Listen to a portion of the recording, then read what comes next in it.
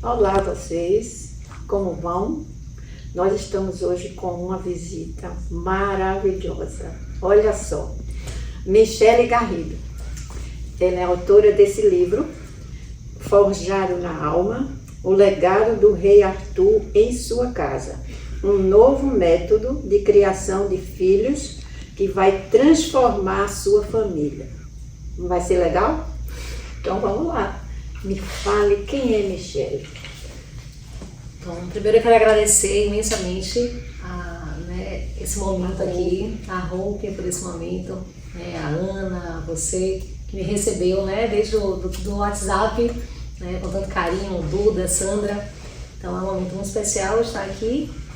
E quem é Michele Garrido? Olha, eu sou, antes de tudo, eu gosto de dizer que eu sou mãe de 4 filhos, uma mãe muito apaixonada. Eu me tornei mãe aos 17 anos e aos 26 anos eu já tinha meus 4 filhos. Então foi um momento assim, foi uma fase seria a juventude e que eu era mãe.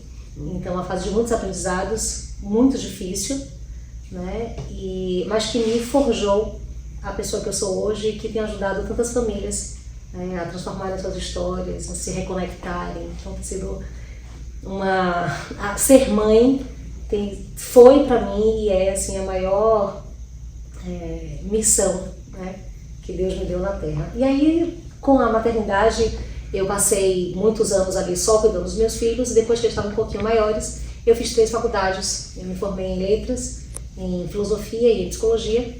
Aí fiz mestrado em estudos de linguagem e o doutorado, que está, já vou qualificar agora, também em estudos de linguagem, trabalhando com os tabus sociais, com os contos de fadas proscritos, trabalhando com criação de filhos essas coisas. Então essa sou eu. Bom, e como foi, Michele, que o livro apareceu? Como é que você teve a ideia do livro? O que foi que concorreu para isso? Como foi que surgiu o livro?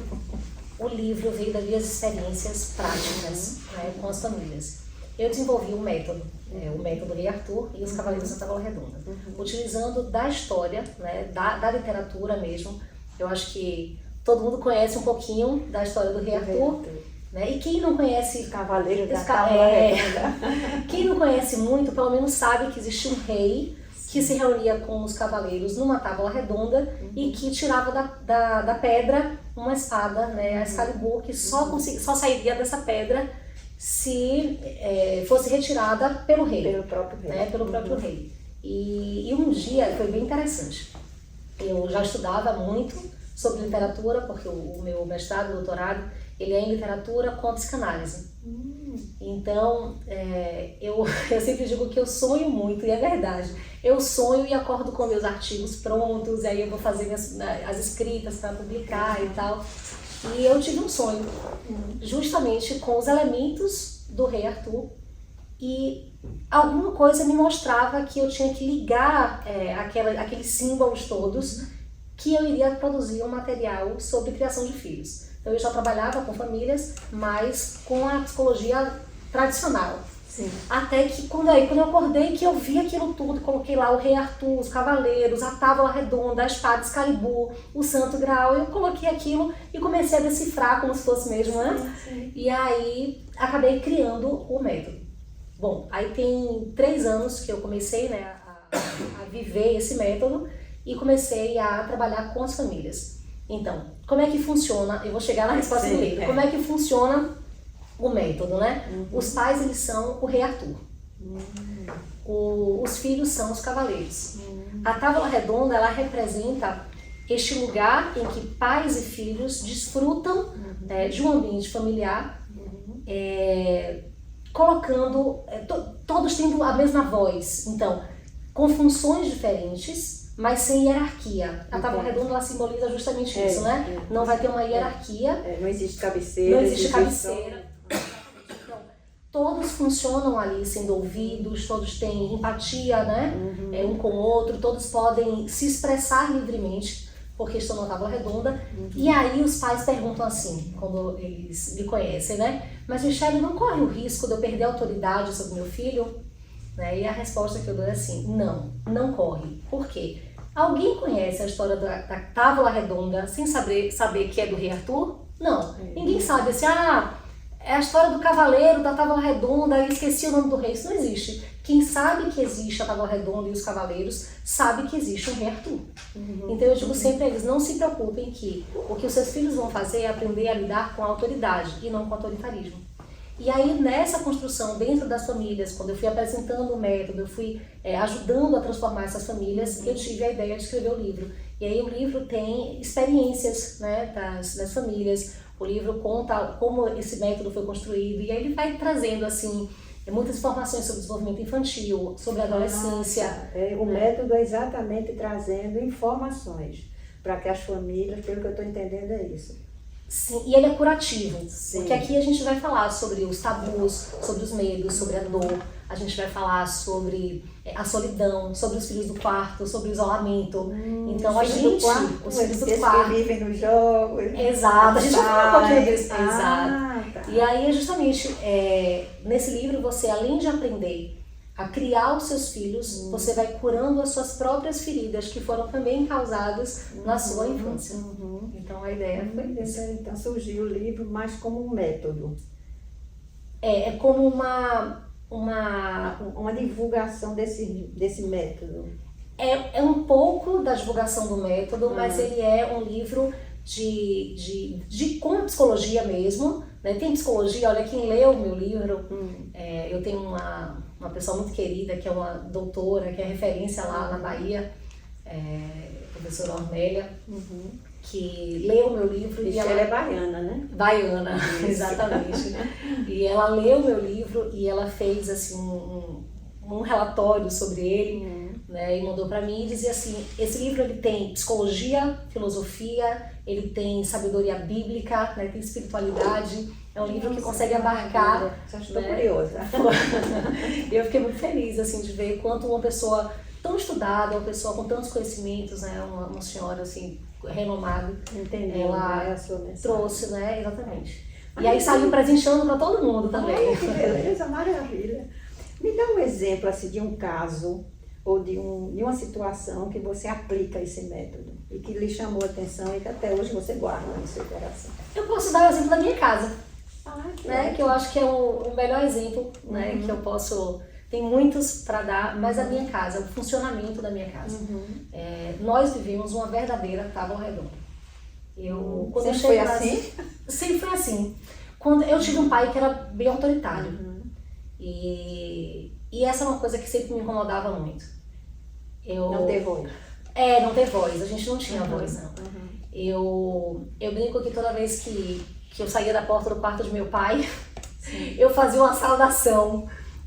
Assim, de uma saudação nazista, porque era como se ele fosse ele era aquele autoritário, e ele ficava zangado, eu era criança, e quando ele falava alguma coisa, eu batia a porta do quarto e dizia Heil Hitler, né, como uma forma de me libertar daquilo que estava me incomodando. Então meu pai era essa pessoa autoritária, apesar de ser também muito amoroso, de ser uma pessoa muito amada por todos, mas era difícil ser criança, né, na minha casa. Ser criança, ser adolescente, ter voz na minha casa.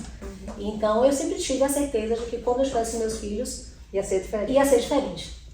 Né? E eu criei os meus filhos sem a presença paterna. Então eles pequenininhos tiveram a presença do pai, depois nós nos separamos e aí, por circunstâncias da vida, ele acabou não participando efetivamente da criação dos filhos. Então eu fiz isso sozinha, o que torna mais difícil, né? Mas por um outro lado não tinha uma outra voz para disputar com a minha, né? Então eu consegui fazer aquilo que eu achava que era correto.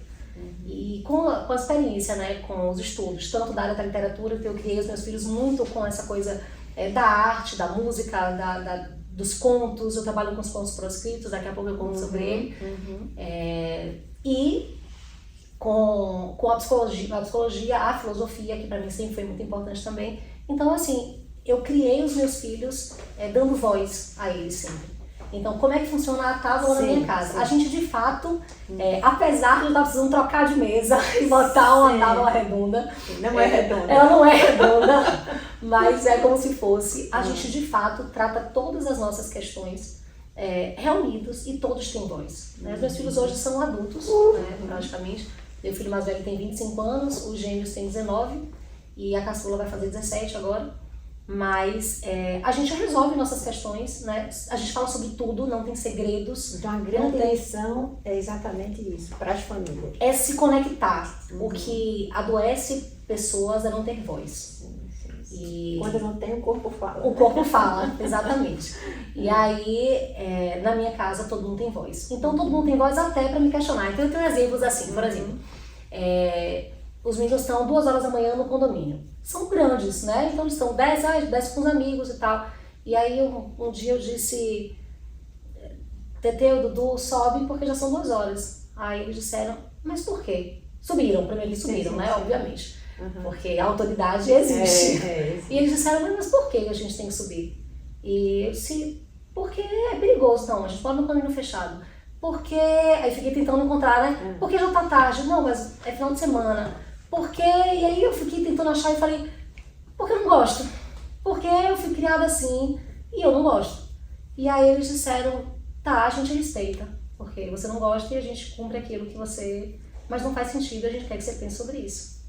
Porque é sexta, é sábado, os gêmeos estavam com 18, né? Agora eles têm 19. E aí eu falei, cara, eu vou pensar, mas hoje vocês ficam em casa. E aí eles de fato voltaram pra casa e hoje eles ficam sexta, sábado até a hora que eles querem lá embaixo, são grandes e é um lugar seguro. Então assim, eles têm o direito de dizer, não gostei. Aí tem uma outra história interessante, um deles estava de paquera com a menina, o Eduardo, ele me pega, Dudu, foi mal. Ele tava paquerando uma menina e aí tinha assim uma semana conhecendo ela. Ela tava indo lá pro meu condomínio, direto ela ia pra lá e tal. E aí ele chegou e falou assim, mãe, ela tava morando sozinha. O pai dela tinha casado com outra pessoa, ela tava morando sozinha no apartamento. Aí ele fez, mãe, eu posso ir pra casa dela? Aí eu falei, não. Ele, mas por quê? Qual é o seu medo? Eu sou adulto, qual é o seu receio? Eu falei, não tenho receio de nada não, mas vamos combinar aqui uma coisa. Você já levou a menina pra uma pizzaria? Não. Você já levou ela pra um cinema? Não. Você já passeou? Por que você vai pra casa dela? E aí ele, com a mentalidade de jovem, ele disse, mas minha mãe, isso é uma bobagem, coisa de gente antiga, que o pensamento é retrógrado, né? E por quê? Eu falei, olha, faz sentido pra mim, né? Tá botando a carroça na frente dos bois, a gente precisa dar primeiro conhecer. Quando eu falei pra ele como é que eu achava que era, ele fez assim, não concordo não, mas tá ok. E ele não foi. E eu sei que muitos jovens, muitos adolescentes iriam escondido, talvez nem perguntassem. Talvez nem perguntassem. Mas eles não fazem. Então ele simplesmente não foi. E passado uma semana, ele viu pontos de divergência com a menina e decidiu que eles não continuariam, né, a se conhecer, a paquera. E aí ele chegou pra mim e fez assim, ainda bem que eu não fui na casa dela. Né, porque sabe-se lá tudo que poderia acontecer, ter um pouco mais intimidade e depois ficar ali preso a uma situação. Então assim, a gente tem aprendido. Assim, eu poderia ficar aqui a noite inteira contando coisas assim, ó. Tem uma que é muito legal. A escola que eles estudavam, né, fizeram um passeio para um parque aquático e tal. E aí eles foram. Deixei ir, vão, passem um dia, se divirtam, mas tem uma coisa, no caiaque vocês não vão. E aí eles disseram, porque não, meu filho, meu mãe tem medo e tal, então vocês brinquem de tudo, só não vão no caiaque. E aí eles foram. Quando chegou no meio, aí uma prima minha, que a filha também tinha ido, deu a mesma regra. No meio do dia ela me manda foto, olha onde tá minha filha, no caiaque, espera que eu vou achar os seus também pra te mandar. Eu falei, não vai achar. Não vai achar. E aí ela, mas eu vou procurar. Eu digo, pode procurar que você não vai achar. E de fato, ela passou o dia inteiro procurando e não achou. No fim do dia, eu fui buscar eles e a coordenadora disse, Michele, eu fiquei pedindo aos meninos que eles me deixassem ligar para você para pedir a sua autorização para eles irem pro caiaque. Eles disseram que não precisava. Porque se eu tinha dito que não, eu tinha um motivo para isso. Então, assim, esses relatos, né, que são muitos, são infinitos, assim, para contar, porque são 4 filhos, e porque a gente tem histórias, né? Então, assim, são provas. Então, daí é que você conseguiu abrir para outras famílias, você viu que as famílias tinham dificuldade, e aí você começou. Sim, as famílias chegavam para mim, Olha, doutora, as famílias chegavam para mim, a princípio, dizendo assim, me queriam como psicóloga. E aí diziam assim, pelo amor de Deus, resolve esse problema que eu não aguento mais. E aí me entregavam. E eu ficava com aquela criança ou aquele adolescente, eu dizia, isso tá errado. Não sou eu que tenho que fazer isso. E aí eu sempre digo hoje assim, eu não quero ser psicóloga dos filhos de vocês. Eu quero que vocês se tornem os melhores pais que vocês podem ser, para que os filhos de vocês não precisem de mim. Então você envolve os pais também. Não, o meu método não existe. Se hoje alguém quiser me contratar para ser psicóloga de um filho, de uma criança ou adolescente, eu não aceito. Eu só trabalho com o meu método. Eu não acredito, eu sei que isso é super polêmico, mas eu não acredito em psicoterapia infantil e não tenho dúvida nenhuma de que todos os problemas de uma criança e de um adolescente, eles são causados no seio familiar. Então, quem resolve o problema é quem criou o problema. E que cria muitas vezes sem intenção de criar, é claro, que eu tenho certeza que os pais, a grande maioria, amam os seus filhos e buscam o melhor para eles. Né? Exato. Mas só que são criados ali. Aí me perguntam assim, mas e um bullying? Foi criado pelos pais quando a criança sofre na escola? Não foi criado pelos pais. Porém, se essas crianças estiverem fortalecidas, se elas forem criadas de uma forma que tenha uma boa autoestima, se elas estiverem bem resolvidas com elas mesmas, elas não vão cair neste bullying. Sabe? Mas aí é que eu pergunto, você envolve também, o seu método também traz os pais para esse completamente. Contexto. O método só acontece na presença dos pais. É isso. Completamente. Eu faço, o método ele é desenvolvido assim. Uma vez na semana eu dou aula para os pais. Então é aula online, eu e os pais. Sim. E aí, uma vez na semana, eu faço o atendimento das crianças e dos adolescentes, individual, e depois eu faço a tábua redonda, que é o quê? Colocar toda essa família reunida numa tábua para que eles discutam as relações. Né? Então, cada família tem uma pauta. Cada família tem a sua, né? Então, eu faço grupos de famílias, eu faço atendimentos personalizados, mas assim, cada família então tem o seu desenvolvimento. Né? E se a família já tem um conflito, ela pode trazer exatamente o conflito para ser resolvido? É o que mais acontece. Ninguém chega, porque hoje eu tô feliz porque algumas pessoas têm começado a me procurar com as crianças pequenas, que é assim, Michele, eu quero aprender a criar meus filhos. Eu quero aprender, eu tenho uma família que a mulher tá grávida. Ela nem tem filho ainda. Mas ela já quer aprender como ser, né, a melhor mãe e o melhor pai, né, que eles podem ser. Então isso pra mim é fantástico, porque geralmente me chamam assim, meu filho tá tentando suicídio, meu filho tá se cortando, meu filho tá dando problema na escola, né, meu filho tá isolado no quarto. Então assim, geralmente me chamam quando o caos está completamente instalado dentro da família. Então eu entro para resolver o conflito. E a partir daí, exatamente, aí a parte primeiro a gente trabalha esse conflito, né, que está ali demandando com maior urgência e depois a gente faz toda a parte do curso que é desenvolvida em 1 ano. Esse curso é durante 1 ano? Sim, são 4 blocos de 3 meses. Tá. Então, são os 4 trimestres e a gente vai passando por atividades lúdicas. Depois eu vou mandar umas fotos, Duda, que aí você vai colocando para o pessoal ver.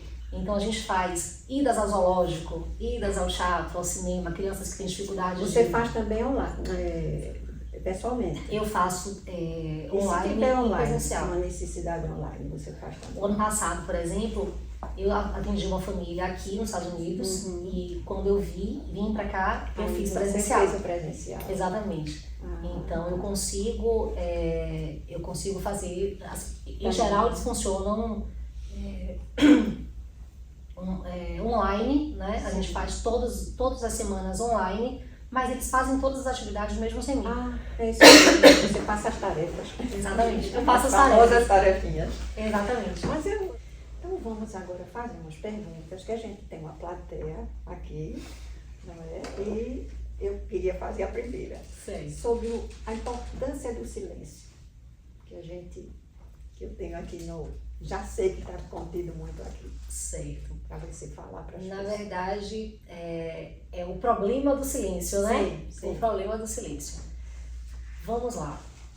A psicanálise diz que a cura vem pela palavra. né? A psicologia trabalha com a cura pela fala e a psicanálise é mais específica, né? Ao dizer que a cura é pela palavra. Bom, tudo aquilo que a gente guarda, aquilo que a gente vai colocando dentro da gente, se a gente não tiver, né, uma forma de escapar, uma hora a gente implode, não é assim? Então, o meu trabalho, ele é muito focado no tabu, silêncio e dor. Então, vou explicar cada um rapidamente para a gente entender. Os tabus, eles surgem, né, e eles são antigos, na verdade, né, e eles surgem de uma impossibilidade de se tratar de questões que são difíceis, né, para a sociedade. Tá? Então, tem muitas coisas, por exemplo, morte. Morte é um tabu. Na minha família, que a gente não fala é um tabu. Exatamente. Na minha família, por exemplo, se a gente disser assim para uma criança, não sai, não pule daí não, pra você não cair, senão você vai morrer. Aí tem sempre uma pessoa que diz assim, pelo amor de Deus, está repreendido, não fala um negócio desse. Então, como se a morte fosse realmente uma coisa indizível, né? Que não se possa falar.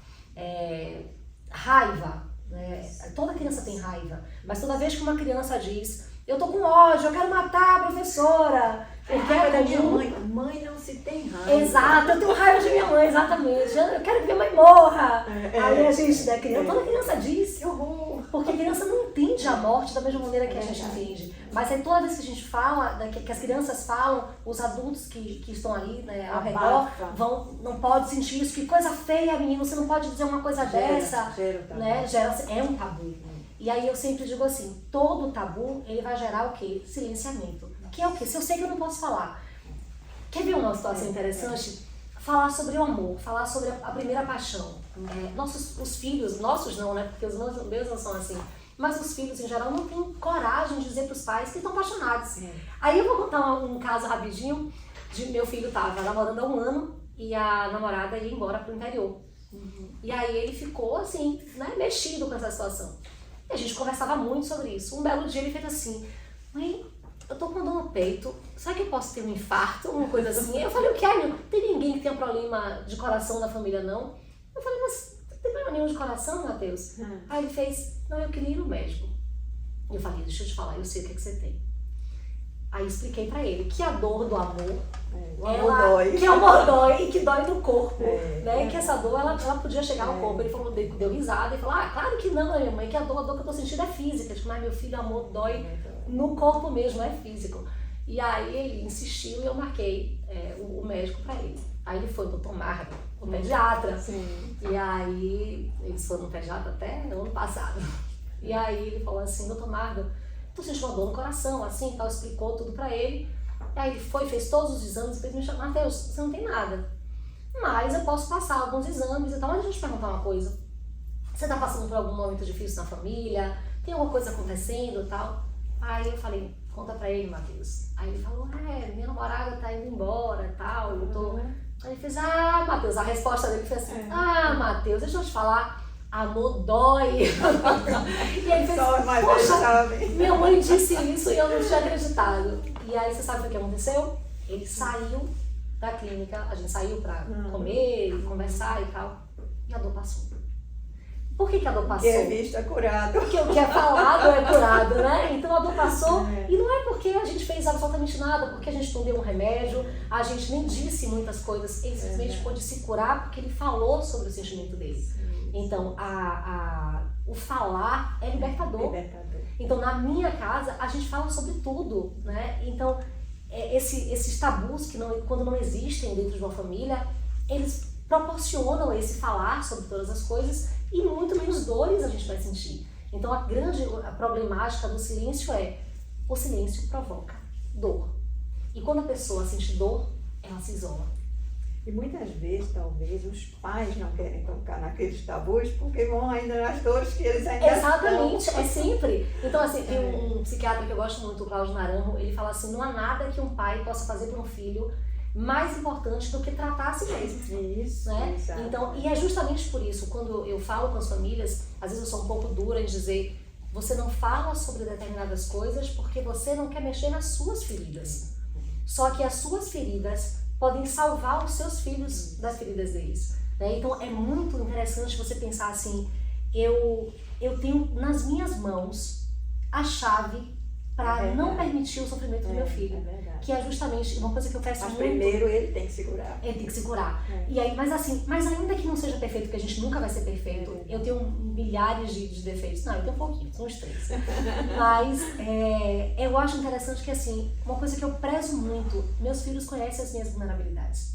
Eles conhecem as minhas fragilidades. E eu peço a todos os pais, assim, não tentem ficar num pedestal. Tenha a coragem de ser imperfeito. Tenha a coragem de ser perfeito. Não tente ficar num pedestal, não, porque meu filho não pode saber que eu ia mal na escola, porque eu vou cobrar dele que ele seja o melhor aluno. Não, meus filhos sabem que eu era péssima na escola, mas eles sabem também que depois, no momento certo, eu me formei em 3 faculdades, eu fiz mestrado, eu passei em primeiro lugar no doutorado na Universidade Estadual. Então, assim, eles podem ver através das minhas falhas e minhas fragilidades também o meu crescimento. É humano, né? É humano. Tem que olhar os pais. Exatamente. Então, em nenhum momento eu finjo que eu sou uma coisa que eu não sou. Então, eu sou super autêntica com eles. Então, se eu tiver um namorado, eu terminar um relacionamento e eu tiver com dor no coração, eles vão saber, eles brincam até hoje comigo, com o último relacionamento. E, meu mãe fala, eu digo, gente, eu já superei, vocês que não superaram. Mas, assim, a gente precisa mostrar as nossas fragilidades aos nossos filhos, porque é isso que faz com que eles também aprendam a falar sobre as deles. Mas um pai que é rígido, um pai que não fala sobre suas dores. Eu tenho uma família linda, uma família que já tá comigo há 2 anos no Brasil. Eu sempre uso como exemplo que o pai era muito, muito rigoroso, uma família cristã, e o pai era muito rigoroso, e os filhos tinham muito medo de falar qualquer coisa com esse pai. E aí, de um tempo pra cá, ele aprendeu, né, o método, e ele fala com os filhos. Hoje ele senta nessa tábua redonda e ele, com muita dificuldade, ele consegue falar e dizer, eu quero escutar vocês. Aí ele começa a mostrar as dores dele. Esse ano aconteceu uma coisa interessante, ele é cristão e a filha disse, eu quero ir no carnaval, pai. E aí foi muito, muito interessante esse fato, porque ela chegou pra mim primeiro pra falar, e eu falei, por que você não falou com seu pai? Vocês já tiveram tábua redonda sem mim, por que vocês não foi falar? Porque olha, não existe mais medo nessa família. Bora. Vai solicitar uma tábua redonda e vai falar com seu pai. E aí eles se reuniram e ela disse, pai, eu quero ir no carnaval. E aquela tensão, a gente esperando que ele fosse dizer, carnaval não é coisa de crente, não sei o quê. Eu falei, minha filha, você é jovem, você tem direito de conhecer as coisas. Seu pai vai ficar daqui, eu não vou, porque eu não vou me sentir bem no ambiente. Mas seu pai vai ficar daqui orando por você, seu pai vai, né, seu pai te autoriza a fazer. E eu espero que você não goste. E aí, e ele autorizou e assim, a gente ficou, caramba, uma coisa que há 2 anos atrás, 1 ano atrás, seria um problema dentro da família. Pelo que eu estou entendendo, esse método humaniza os pais também. Humaniza os pais. E aí, na hora que você humaniza os pais, fica muito mais fácil. Exatamente. E o ponto-chave é a gente pensar assim, isolamento. Tabu, silêncio, dor que causa isolamento. Esse isolamento faz a gente sentir, que é o tema, né, desse momento nosso hoje, um monstro mora em mim. A sensação de que eu sou inadequado, tem algo errado comigo. Se eu não posso falar das coisas que eu sinto e eu não sei que as outras pessoas sentem, então tem uma coisa errada dentro de mim. Eu tô fora, né? E aí isso faz com que essa pessoa vá adoecendo nessa solidão, né, que ela não consiga se abrir para ninguém. Então, qual a consequência disso? Né? A gente tem visto muitos jovens hoje, né? Muito fechados em si. Muito. Então é justamente isso. O isolamento. É bem interessante. Então nossa proposta é falar. Então qual é a chave de qualquer relacionamento? Conexão. E você sabe o que é bem interessante? Quando a gente conhece uma pessoa, a gente quer namorar. Né? A gente conhece alguém, eu gostei dele, eu achei ele legal, eu quero conhecer mais sobre ele. Aí a gente quer falar toda hora, a gente fala no WhatsApp, fala de videochamada, fica horas naquela chamada, a gente quer sair todos os dias, porque já ele se apaixona, eu quero saber tudo sobre ele, eu sei os gostos, eu sei, né, os filmes preferidos, eu sei a história dessa pessoa, isso é conexão. Mas quando se trata dos filhos, os pais não fazem a mesma coisa. Eu já conheço, mas não conhece nada, você conhece de quando ele era criança, de quando ele era o seu objeto de desejo, ele agora é um sujeito, deixa ele se expressar. É porque para os pais, né, sempre é criança. Pois é, mas não é, eles crescem. Eu digo muito assim, quando a gente tem um filho, esse filho é um objeto do nosso desejo. Mas eles vão crescendo, eles vão começando a se tornar sujeitos. E esse se tornar sujeito... Tem uma identidade própria. E tem uma identidade própria, exatamente. Então, e às vezes a gente não está preparado para ver esse filho se tornar o sujeito diferente que é. Exatamente, diferente daquilo que a gente planejou. É verdade, né? Então, isso, a importância de se conectar é justamente para que a gente entenda o que é importante para você, o que você descobriu, o que é diferente daquilo que eu te ensinei, né? Como é que você quer viver a sua vida, como é que eu posso te orientar, porque a função de pai e mãe nunca vai deixar de ser orientar um filho, né? Mas assim, eu não posso querer moldar esse filho de acordo com as minhas expectativas. Ele vai viver a sua vida e não a dele.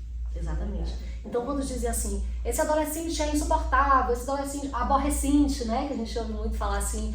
Não, não é não. Ele apenas é um sujeito da própria vida. Que não está se entendendo que não ainda e está se firmando ainda. Pior do que isso, ele na verdade é alguém que está sendo quem ele é e que você não está aceitando. Né? Porque ele não está te agradando. Isso. Então, aí por isso o adolescente vira rebelde. Isso. Porque tudo que eu falo não te agrada. Tudo que eu falo você não acha correto. Então ele vai mentir, ele vai enganar os pais, ele vai se isolar no quarto. Vocês assistiram a série da Netflix Adolescência? Ah, sim. Tá em voga. Tem uma coisa muito importante nessa série pra mim, que o mais importante é assim, eles buscam... Acontece um assassinato, então todo mundo sabe que foi o adolescente de 13 anos que matou, e a série toda, são uns 4 episódios, tentando entender a causa. E a gente sempre espera que seja um pai abusador, uma mãe tóxica, um menino que passou por uma situação de estupro, de qualquer coisa. Não aconteceu nada. Ele era apenas um adolescente, filho do quarto. Então antes a gente tinha medo de perder os nossos filhos para as mortes, né? para assalto, para sequestros. Então né? dentro de casa... Aqui nesse país a gente pode pensar em furacão, tsunami. Não, as mortes têm acontecido dentro de casa. Né? Esse adoecimento, essa morte física. Por causa desse vácuo que vai formando. Exatamente. Mas meu filho está seguro dentro do quarto. Não, ele não está seguro dentro do quarto. Principalmente agora, né, com essas redes sociais. Exatamente. Então, segurança de filho é conexão com o pai. É conexão. Exatamente. Coração e alma. Completamente. Tá. Ouvindo essa primeira. Então, Michele, quais são os sinais que um adulto deve observar para perceber que uma criança ou um adolescente está sendo silenciado? Muito bem. Que ele está sendo silenciado. O primeiro sinal que uma criança ou adolescente mostra é justamente quando ele começa a ficar em silêncio. Né? Quando ele está em silêncio, quando ele não conversa, quando ele não... Olha que interessante. A criança humana, assim como todos os mamíferos, ela tem uma capacidade inata de brincar e de se relacionar. É lindo isso, né? Toda criança, todos os mamíferos, né, os filhotinhos, eles têm a habilidade de brincar e de se relacionar. Quando você percebe que essa criança, ela não quer brincar, você percebe que essa criança, ela não gosta de estar na presença das pessoas. Você percebe que essa criança quer ficar tempo demais no quarto. Ela quer ficar tempo demais nas telas. Michele, tela é ruim, até aproveito para dizer. Gente, ruim. Eu fiz um vídeo esses dias que criou uma polêmica, porque eu disse assim, o problema do seu filho não é excesso de tela, é a ausência de mãe. E aí foi aquele furdunço. Mas é assim... O problema não está em assistir uma tela. Nossa, eu assistia filme com meus filhos, assim, muitos filmes, repetidas vezes, e a gente sempre teve esse hábito. Não é esse o problema. O problema é que as crianças estão trocando as atividades, trocando a companhia dos pais pela tela. Na verdade, os filhos não são os filhos que escolhem as telas, não. Sim. São os filhos que, por não ter os pais, eles aprendem a amar a tela.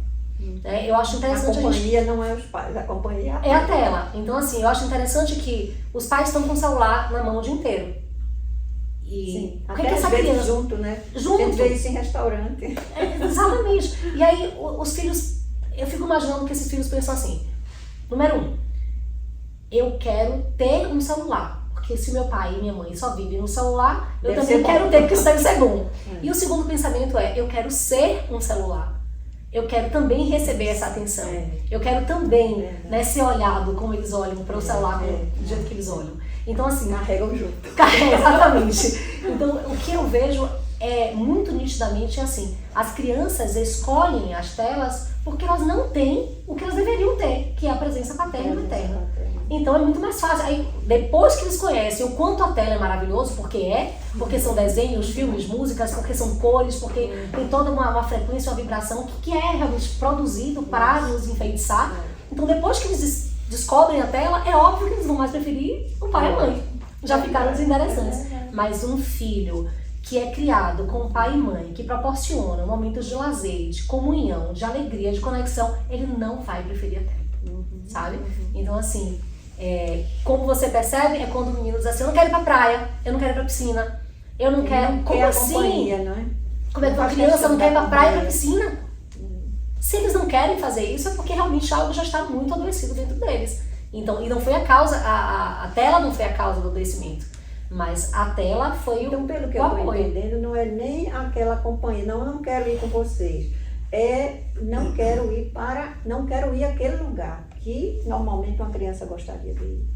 Aí o negócio fica mais sério Eu ainda, percebo né? essas duas coisas, quando os filhos não querem ir para os lugares que eles deveriam querer, Sim. e quando os filhos não querem estar na presença dos Na pais. presença. Porque, São as gente, duas coisas que você percebe. exatamente. Os filhos gostam de estar na presença dos pais. Eles não gostam de estar na presença dos pais quando esses pais criticam, quando esses pais ficam o tempo todo invalidando os sentimentos, né? Quando os pais não estão sendo presentes. Quer ver uma coisa?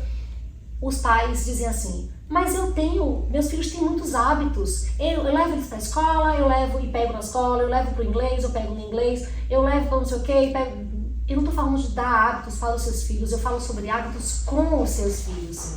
No ano passado, eu fiz uma coisa diferente, até ouvi alguns comentários negativos, que foi o seguinte, eu levei os meus filhos para realizar um desejo deles, que era assistir uma batalha de rima lá em Brasília. E essas batalhas de rima são muito criticadas pela quantidade de palavrão, pelo uso de drogas ali que está envolvido, então as pessoas... infelizmente tem também essa parte, né, dessa cultura, mas era um desejo deles de irem conhecer. E eu fui. E aí algumas pessoas disseram, mas que absurdo, como é que você vai levar seus filhos para um lugar que tem tanta droga, que tem maconha, que não sei o quê, que as pessoas não são... né? Eu falei, cara, eu tô lá com os meus filhos, eles vão estar vendo a parte boa, que é o que eles gostam, essa cultura bonita, do rap, né, enfim, a parte da musicalidade que eles curtem, né, e eles vão estar também aprendendo aquilo que não é bom. E de fato, foi muito interessante que o Matheus passou muito mal por conta do cheiro da maconha, a fumaça da maconha. E ele vomitou muito, tanto no espaço quanto depois quando chegou em casa. E a gente, quando a gente chega em casa, que a gente no hotel, que a gente vai conversar sobre, eles amaram o espaço, eles amaram o que aconteceu lá, né, o projeto cultural, eles gostaram da musicalidade, mas eles mesmos não precisam dizer nada. Eles disseram por que as pessoas precisam estar entorpecidos para curtir uma coisa que a gente curtiu tanto de cara limpa, né? Por que as pessoas precisam estar naquele estado ali, tão lastimável como a gente viu em algumas situações? Se pode ser tão bom a gente estar em família curtindo aquilo, né? Então, fazer coisas com os filhos, fazer atividades com os filhos, não só para os filhos. Levar os filhos para eventos, participar dos eventos dele, não só levar para o aniversário daquela tia-avó que eles nem conhecem direito. Né? Então, quando a gente percebe que os filhos não querem responder nossa pergunta, está nos lugares que deveriam querer, porque criança deve gostar de brincar e ponto final. Criança deve gostar de brincar, criança deve gostar de correr, criança deve gostar de praia, de sol. Se não está gostando, pode procurar ajuda de um profissional, porque tem alguma coisa errada. E se eles não querem estar com a família, tem alguma coisa aí bem disfuncional acontecendo. Mais alguma pergunta? Sim, eu tenho uma pergunta aqui. Muitas famílias preferem proteger as crianças, evitando certos assuntos. Até que ponto isso é proteção ou perpetuação do silêncio? É completamente adoecedor, né, evitar esses assuntos. A ideia é negar o mal para trazer para os nossos filhos só coisas bonitas, né? Só coisas belas. Então a gente romantizar a vida. Então tudo é lindo, a gente não fala sobre as coisas ruins, a gente não fala sobre morte, a gente não fala sobre dor, a gente não fala sobre os problemas, para que a gente tente colocar essas crianças numa redoma, né, de bondade, de beleza, uma proteção.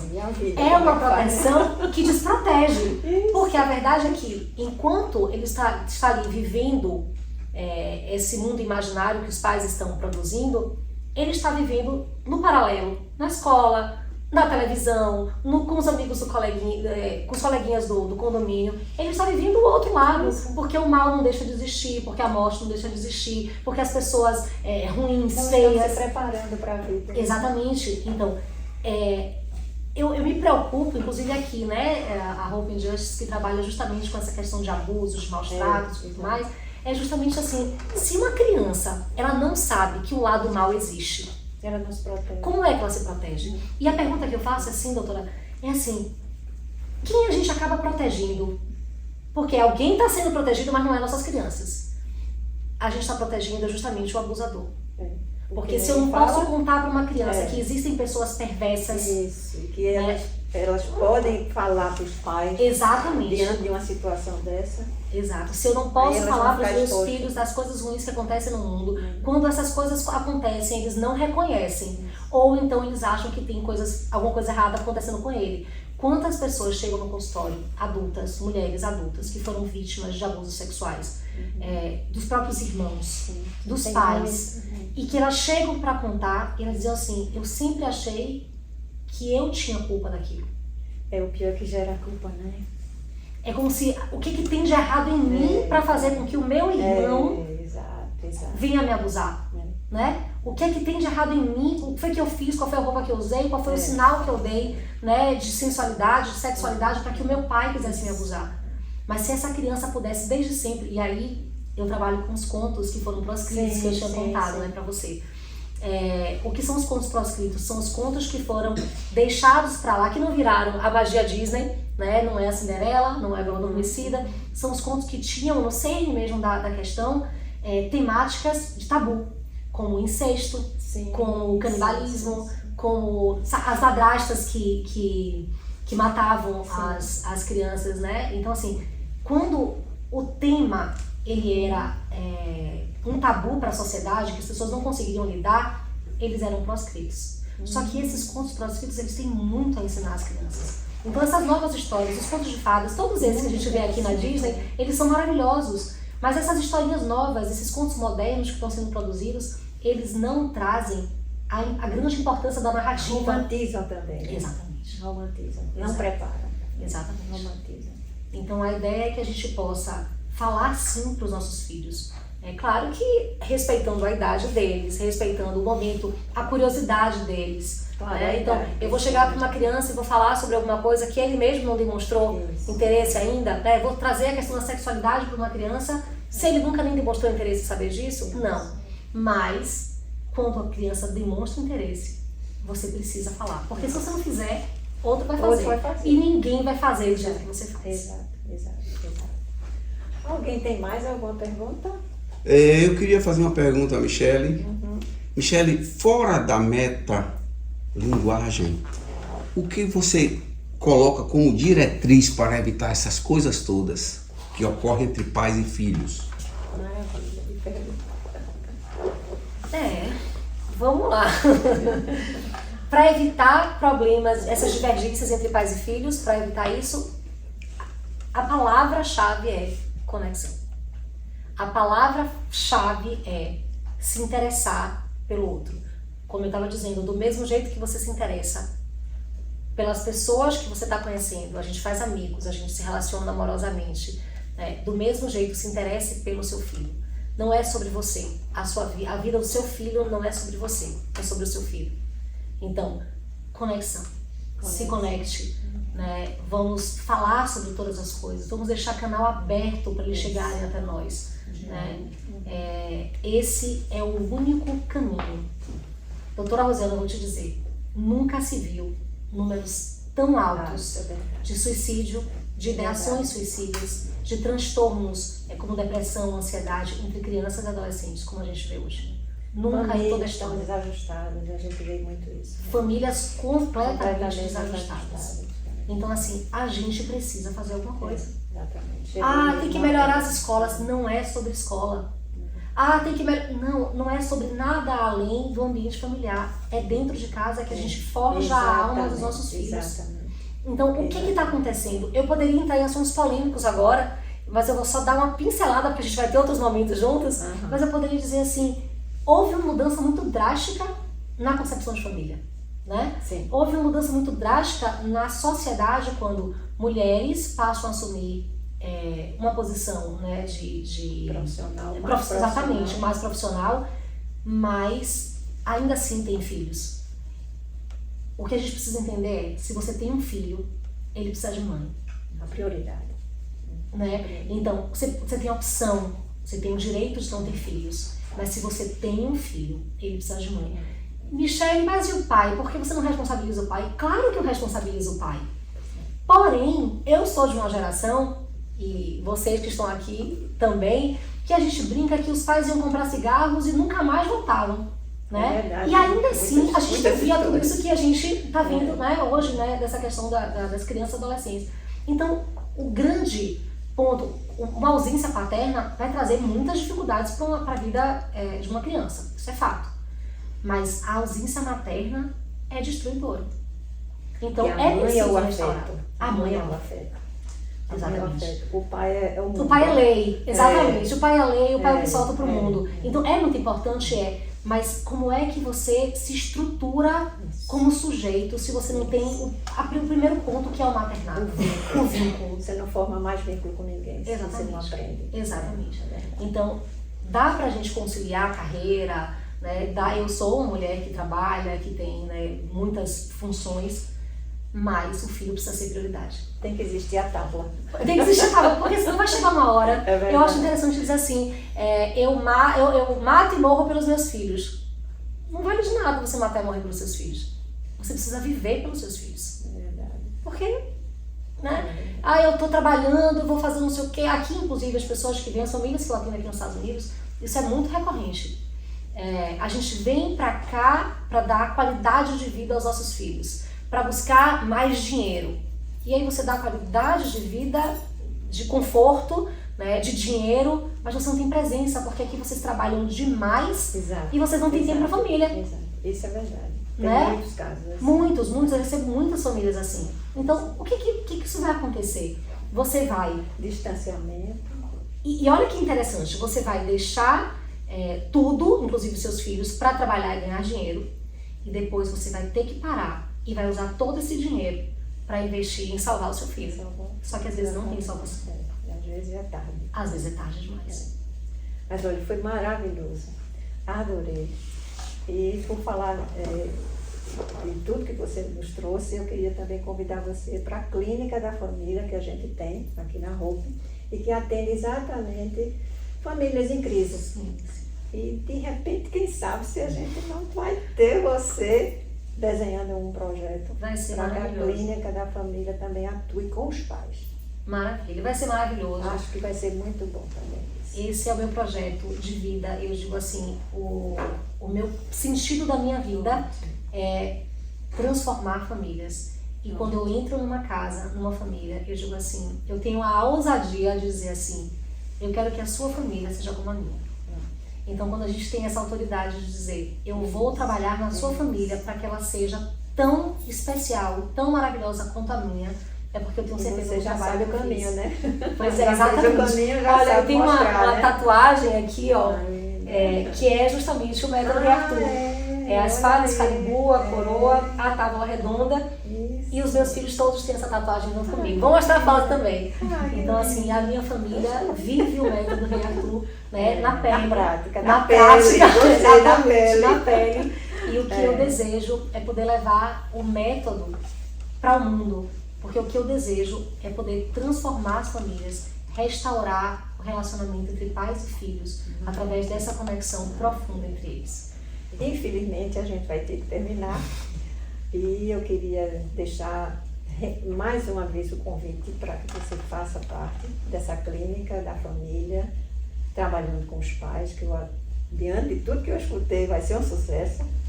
E, assim, o que é que você quer ainda falar, não é? O que é que você fala nas suas redes sociais, onde é que o pessoal lhe encontra. E agradecer também essa plateia maravilhosa.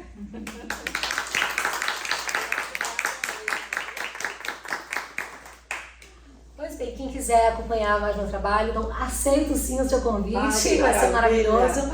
E quem quiser acompanhar mais o meu trabalho, conhecer o método Reartur e os Cavaleiros da Távola Redonda, conhecer a minha família, Me segue lá no Instagram, na página da Construpsi, e a gente vai estar ali interagindo, trocando experiências, compartilhando, e vocês vão poder aprender a conexão verdadeira que pode existir aí dentro da sua casa. Então, eu sou Michele Garrido, psicóloga, filósofa, educadora, mestre e doutoranda em desenvolvimento humano, em estudos de linguagens, e eu estou aqui para ajudar você a transformar a sua família.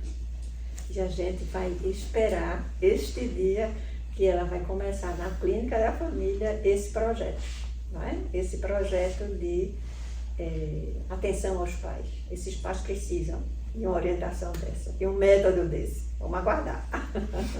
Obrigada, querida.